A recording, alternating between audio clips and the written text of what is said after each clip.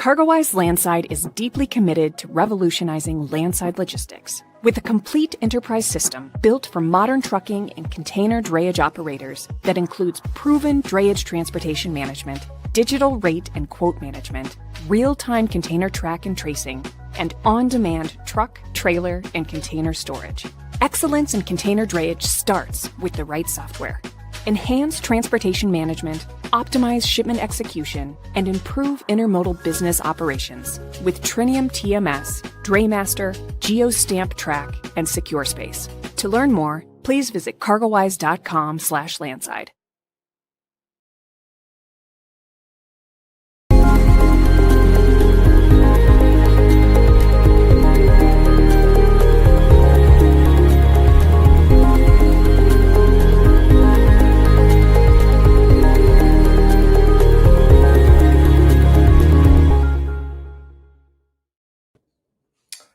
Hey, good morning, everyone, or good evening if you're on the other side of the world. This is Eric Johnson. I'm your host for TPM today, as usual. I'm back in my Alexandria, Virginia office. I spent the last few shows in my home away from home in Delhi.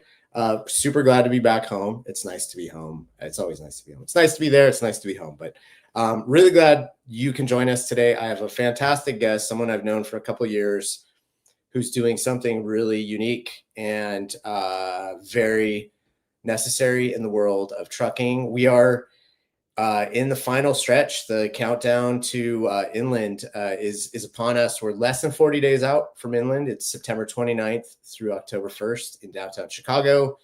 If you haven't grabbed a ticket, what have you been waiting for? But there's still time. A lot of people come in the last month, so you're not alone.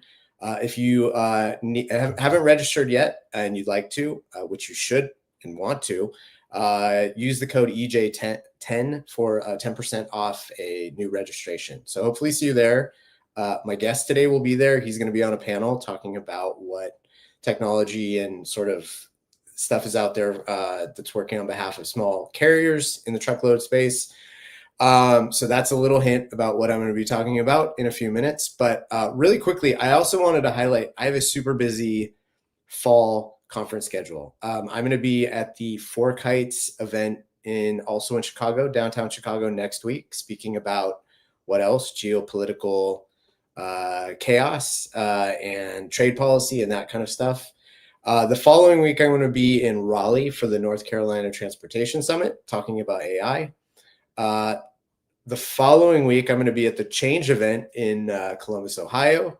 And then the following week, I'm going to be at two events, the Connie Awards in Southern California and the Logicin M&A event back in Chicago.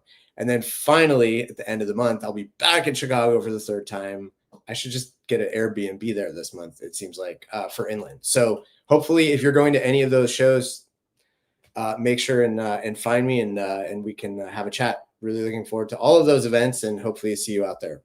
All right, really quickly, news of the week. I wanted to highlight a story that my colleague Bill Cassidy did this week. There's been a ton of activity in the tech space. I think there was something like 4 stories that I was either worked on or contributed to on Tuesday alone. Lots of M&A activity going on right now, including this one. Truckstop acquired the factoring company called Denim. Now, why is this? It's on its own, it's interesting, but it's also part of this bigger sort of evolving landscape amongst the large load boards in the US, kind of vacuuming up companies in the payment space, the rate benchmarking space, the carrier identification space, all in service of making their platforms a little stickier and a little more end-to-end and more trustworthy for a carrier to be involved in, more valuable for a broker to be involved in. So read this story. It goes into a little bit of detail around this particular transaction, but understand it's part of a bigger trend that's going on as load boards are gearing up and sort of arming themselves to compete with one another. There's more to come in that space next week, actually, which we'll have some coverage on in Journal of Commerce. I'll be cryptic about that, not do a spoiler alert, but maybe we'll talk about it on the next show. In any case, I'm super excited to have my guest on this week. Shelley is the CEO of a company called Truck Parking Club, which he founded. And I'm super excited to talk about what that is and who you are, Evan, and go into some of the particulars about what you're trying to do. Evan, welcome to the show. And first, before we get into Truck Parking Club, give people a little background on yourself before you founded the company and kind of what led into it. For sure. Yeah. Thanks for having me. I was a real estate guy before I started Truck Parking Club, and that's how I found out about the truck parking issue. So I was doing real estate deals mostly in Florida, and I would take pieces of property that were under entitled. And then let's say the property was zoned for one house, I would re-entitle it for 300 apartments, or I'd take a piece of property that wasn't zoned for or didn't have permits for a warehouse, and then we'd get it entitled for that. And then I would sell it to a developer who would then go out and develop what I had went through zoning and permitting on. So through doing those deals, I came across truck parking on a deal, and I thought it was a really good fit. And so I go to the municipality and say, hey, I want to do truck parking here. I think it's a great fit. And it was zoned industrial at the time, so it should have been pretty straightforward. But they said, no one likes truck parking around them. We're not going to support it. None of the surrounding parcels will support it, in our opinion, and you shouldn't try it. And I go and talk to people in the industry, and everyone's telling me that there's a huge shortage of parking and there needs to be more. And so a supply shortage and demand continues to increase. And that was 2021, and it was a light bulb went off. And so that background of real estate is really what got me into starting Truck Parking Club. So you had no trucking background, no logistics background, nothing. Wow. All right. So you're like, you are like a unicorn in that, from that respect. Like you didn't like actively get pulled into it. You didn't have background in it. You were like, okay, I need to be in this. That's fascinating. Yeah. I think you just, you see like interesting problems that need to be solved. And then, the calculus for me was like, do I think I can do something that can be impactful and build a really cool business that solves an actual problem? And I was naive enough to think that I could, and to get any momentum in the beginning was very difficult, but we've built it out to 2,500 locations now in 48 states, and have some solid momentum and are really changing drivers' day-to-day lives. So, okay. So that's a good segue to get like, what is, for people who've not heard, I think a lot of people in the truckload industry, especially now, are pretty aware of you guys, but for someone who doesn't know what you do, like, explain what the platform is, who it's geared toward, what you're trying to accomplish. Yeah. So Truck Parking Club, we're a two-sided marketplace where we help truckers find and reserve parking through our mobile app and website. And we help property owners and businesses monetize their extra space with truck parking. That can be a trucking company with extra space in their yard, a tow truck company, a warehouse, a self-storage company, a truck parking operator, a truck stop. Any space that's suitable for truck parking, we can get them in the business of truck parking the same day. And ultimately what that does is allows us to create a network of available parking that drivers, fleet managers, dispatchers, owner operators can go onto our app or website and book in real time and create more awareness about availability. So, I think it's a pretty simple, there's a lot of business models that I come across that are not easy to explain, or they require a lot of deep background in the industry to understand why they're even necessary. I think what you talk about is fairly straightforward from a concept. What has been the constraint historically in the trucking industry that's made this a problem in the first place? And then why were you the first one to sort of solve it in this way? Yeah. So, I think, and this was my first thought, was like, just go buy and build more of it. And what I found pretty quickly is that that's going to be incredibly hard to scale to a size that has a lot of impact. And you think about like truck stops, right? The major truck stops are now owned by very large companies that can write very large checks, but having billions of dollars to go allocate to build more truck stops, therefore more parking, is actually a lot harder to do in the United States than you would think. And so that's why you don't just have the truck stop solving the problem, or even the government solving the problem in whole, right? That ultimately it is difficult to just go find the property between zoning, land use, NIMBY, not in my backyard, general costs of development these days on industrial outdoor storage type properties, all that together. Not impossible, but just makes it a lot harder to go out and create more of this from scratch. Although going and building more is definitely a part of the solution between the government, taxpayer dollars, and private sector truck stops and truck parking operators is definitely a part of it. Yeah. For sure. It's just quite difficult to do, even with nearly unlimited resources. So like my very naive assumption before I met you and understood what you were trying to do is that truck stops primarily, but other like industrial facilities would have thought this is a problem or this is an issue that they could monetize. Like, so a truck stop, like if I pass a big truck stop on a highway, it's kind of like out in the middle of nowhere. There's no NIMBY issues because it's literally surrounded by no other people or no other like industrial uses. Do truck stops typically charge for parking spaces, like long-term parking spaces, or by the hour? Like, how does that work from a truck stop perspective in general? Yeah, historically speaking, truck stops, the majority never charge for parking. And I would say it's still in the minority. And I think, our stance on that, we work, I think 2 or 3% of our locations are truck stops. And our thoughts on that is if a truck stop can run their business and not charge for parking, then that's the way you should, because you should be making money off the store.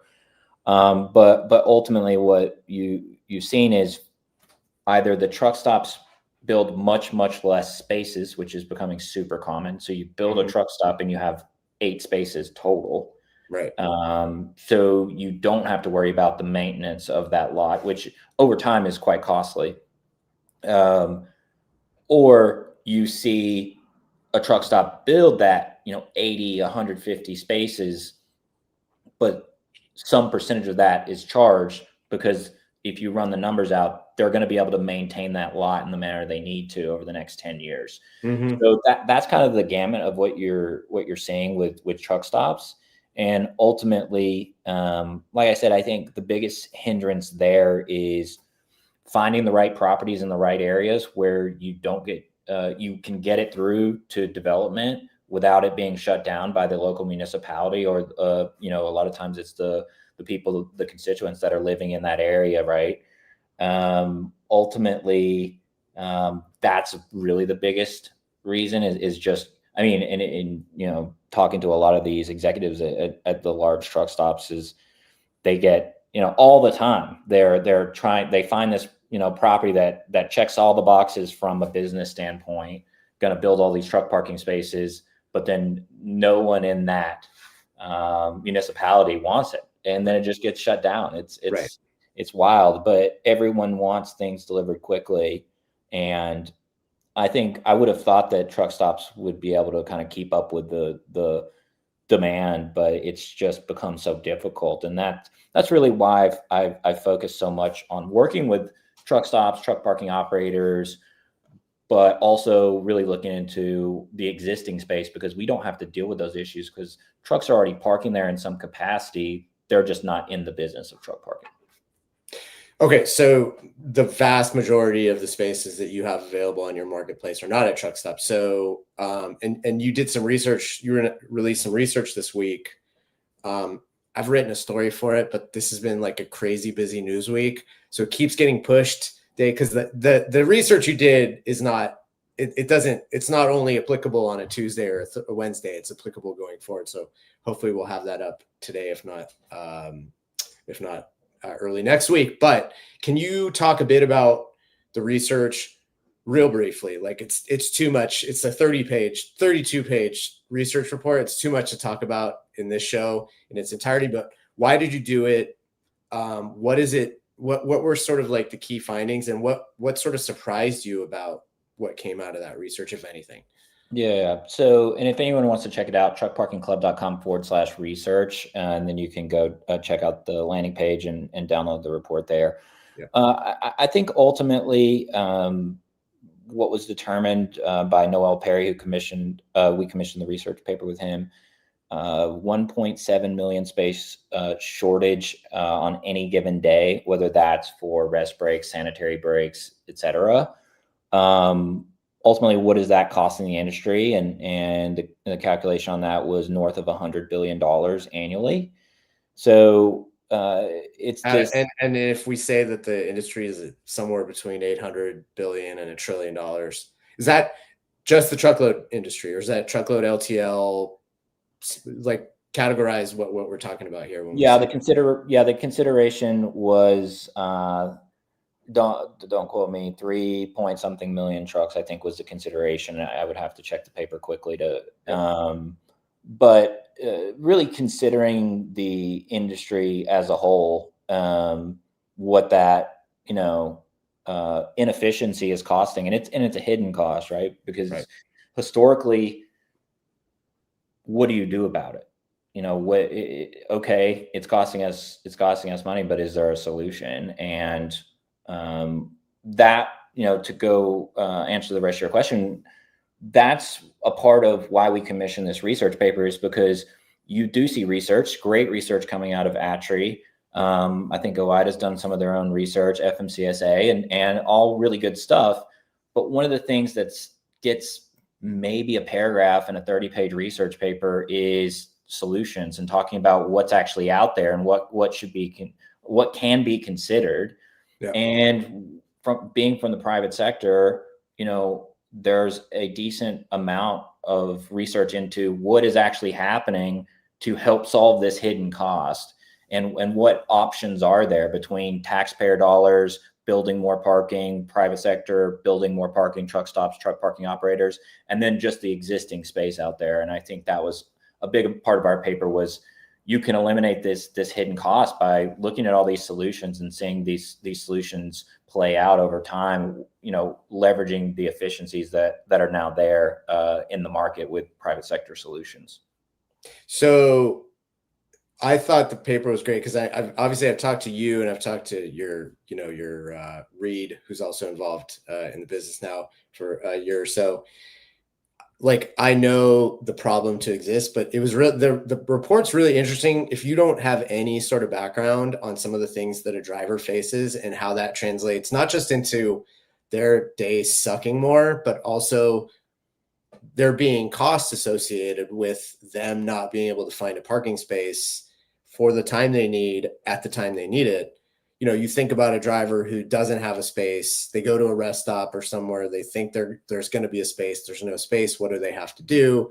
They have to drive. They have to deviate from the road a certain amount of time. That a certain amount of fuel is used to do that. And that's like a cost that is just borne by the entire ecosystem. It's not necessarily like something that anyone thinks about all that much in the way they scrutinize every last detail about like a bid and what a spot rate is, right? There's so much that goes into that, and so little that goes into thinking about these inefficiencies around parking. So I found it really fascinating. The report itself, even aside from the data that you put to it, really, really fascinating report. So definitely encourage people to download it. It's super easy to read too. It's not like dense or academic or anything. It's like very straightforward.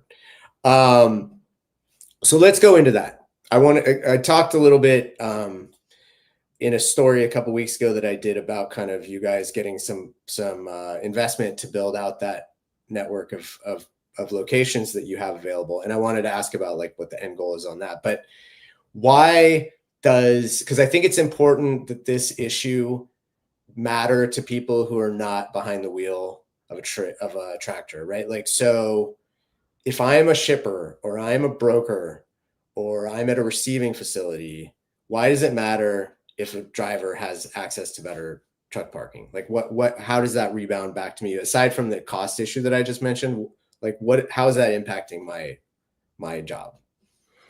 Yeah, I mean, I think, at the end of the day, it's a productivity inefficiency issues that just cost everyone money, and makes things much more difficult, all the way across the supply chain, which ultimately is cost, right? It is just costing the consumer more. It's making the job of the carrier and the driver and the owner operator harder. And then also for the shipper, just having the right type of parking for, let's say a shipper that is needing more higher security parking. Like there's historically not been a strong network for that. And what's that costing between, cargo theft and improper parking, and things of that nature. And across the spectrum, it's not having that network is really costing everyone in various ways, and not always in the most obvious ways, where drivers are parking on the on-ramps or off-ramps, which ultimately ends up with tickets, which ends up costing the carrier, which passes on to the shippers.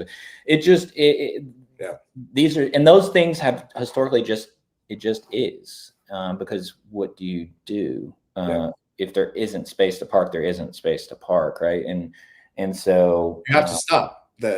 These trucks are like computers that are connected directly to regulatory agencies. And if you don't stop at the right time, whether you have a spot or not, you're going to get in trouble, right? So I think people need to understand that there's like this sort of like sword hanging above people's heads when they're behind the wheel, and they're sort of between a rock and a hard place. Yeah. And our goal is to help drivers not waste, an hour a day, right, due to the lack of parking, to make them much more efficient, to have them drive hours further in the right direction, an optimized route, because they now have a network they can lean on. One of the most common things we hear from carriers is, well, our drivers, stop with 4 hours left on their clock because they found that quote unquote free parking at a truck stop, right, and didn't want to risk getting further down the road and then having to park on an on or off ramp. And now we're giving drivers and owner operators the ability to get further down the road in the right direction and not have to go out a route. And I would say on top of that, which you already briefly mentioned, is one of our most common reviews we get from drivers is the nearest truck stop was 30 miles away from the shipper, and you had something a mile away. That's the best $20 I ever spent. And that's not thought about a lot because, for a lot of different reasons, truck stops can't always get put in places right next to industrial areas. And we're leveraging the space in those industrial areas and creating new, never publicly available parking there. And that's adding up to drivers and owner operators being able to leverage that to run their business more efficiently. Yeah. And if you think about the cost pressures on drivers right now, like that 30-mile example is a perfect thing. Like for us, doesn't sound like, oh, that's like a gallon of gas, big deal. But like for, an 18-wheeler, like every dollar counts these days with rates at a pretty low level. So super interesting. Okay. I think you had mentioned the number of locations you're at right now. Where are you at right now? What's the goal, like short-term and kind of long-term goal? Also, I'm curious, like, do you have any metrics in terms of like how long are the carrier users, are they using you predominantly for those shorter term breaks? Are they using you for like proper rest, like overnight? And then one last kind of number issue is like when you're including these locations that aren't quote unquote like rest stops or truck stops that people would necessarily associate with truck parking, how many spots are we talking about? Do you have like one or two spots? You have like 10 spots at these locations? What's the general kind of mix up? Yeah, so we're over 2,500 locations as of today, over 45,000 individual spaces. Our average location has about 20 spaces, and that could be a location that has one space or a location that has 100 spaces. It really varies. Every location is unique within itself, and ultimately, I can't remember. You had like a three-part question there. Oh, what's the typical duration of the stay? Yeah. Okay. Great. Yeah. So. Yeah, one of the most interesting things about the business is I really started it because I found out about the issue with the shortage of truck parking. But what we've also found is all the efficiencies a carrier can get because they can have a driver park somewhere for 2, 3, 4 days, where historically that's not possible at your traditional truck stop or a rest area just to leave equipment there. But they're leveraging that where it may be a situation where a driver's in Baltimore and lives in LA, and there's a load that comes up next week, but he wants to go home. What's the solution? It's being able to store it in a place where the driver can fly home and come back. Ultimately saves the carrier a lot of money, and maybe they can move a load that's going to ultimately be profitable for them. So we see that all the time.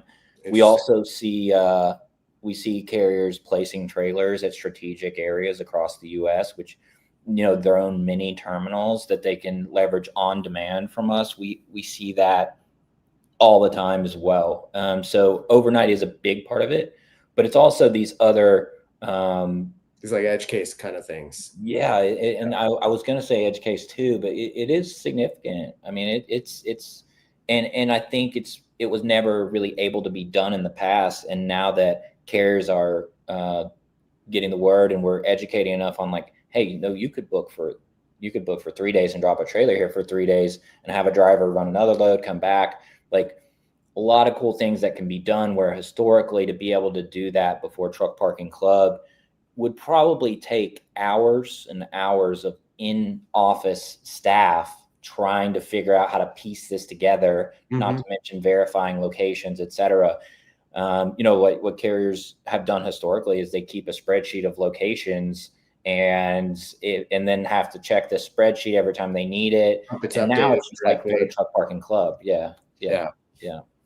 Interesting. All right. I can't. So Ryan Joyce, he's listening. Thanks, Ryan. I need to have you on the show. I don't think I've had Ryan on the show yet. He's also doing some super interesting stuff. Thanks for the comment. He mentioned you're the hardest working CEO in the industry, which is saying a lot because I know a lot of hardworking CEOs in the industry.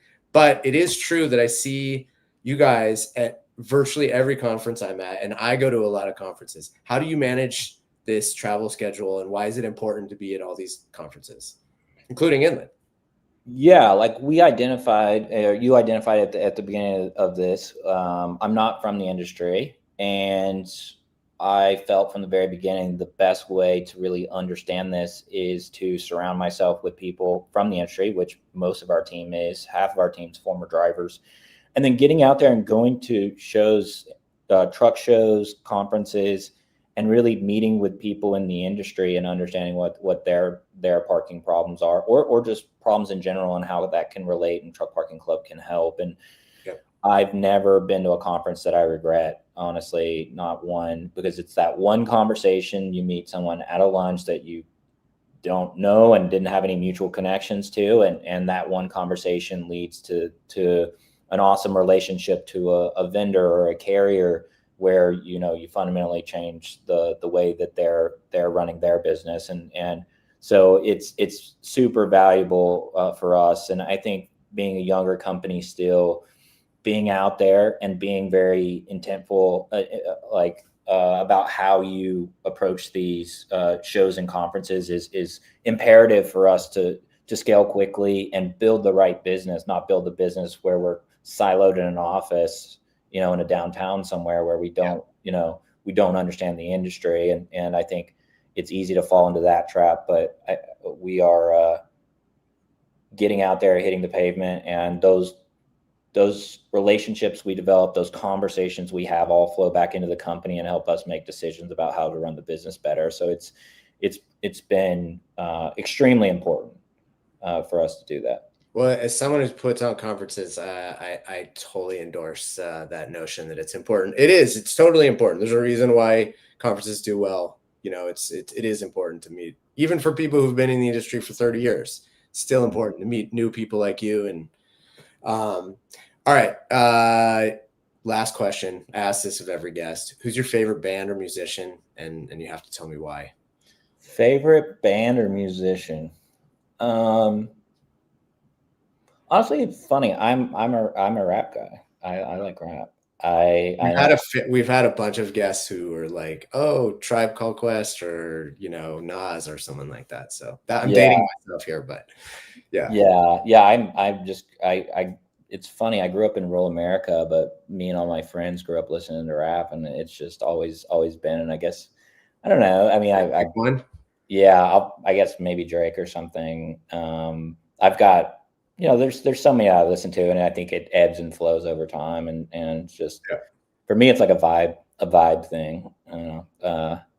But considering where I grew up, it's kind of funny that that's my genre. But I don't think it's unusual. I think Yeah. that it changed at some point, and that became like the number one genre for a lot of people. So, well, cool, Evan. This has been awesome. What's a good way for people to reach out to you? LinkedIn's really the best way. I'm on there a decent amount. I catch up on my messages every little bit. So hit me on LinkedIn. It's Evan K. Shelley on LinkedIn. And also just check us out, truckparkingclub.com. We've got 24/7, 365 customer service staffed by former drivers at 888-899-PARK if you want to just call and ask about the business. But if you want to talk to me directly, LinkedIn. Cool. And we put up the URL for the research and for the company. So thanks so much, Evan. This was awesome. I feel like we only scratched the surface here, but it was great to have you on. And thanks for having me. Right. Bye. All right, quick. I'm over the time. I thought I was doing really well, and then I got caught up. Sorry, Nicole. All right, dad joke of the week time. It's not a question. I'm just going to say I adopted a dog from the blacksmith, but when we got home, he made a bolt for the door. That's a good dad joke. I'm happy with that one.